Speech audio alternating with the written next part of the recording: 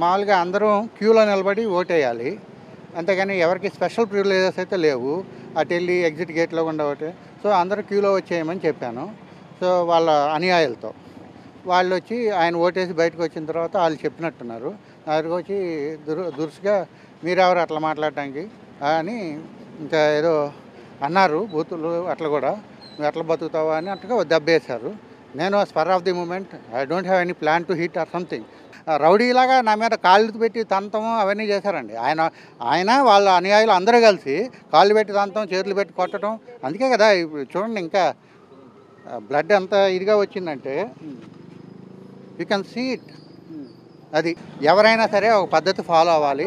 ఆ పద్ధతి ఫాలో అవ్వకుండా ఇష్టం వచ్చినట్టు చేసినందుకు నేను అన్నందుకు వాళ్ళు నాకు దౌర్జన్యం మీద పెట్టారు.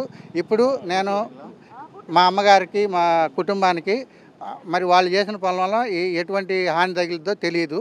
సో నన్ను జాగ్రత్తగా చూడవలసిన బాధ్యత పోలీసు వారికి అందరికీ పౌర సమాజానికి ఉంది.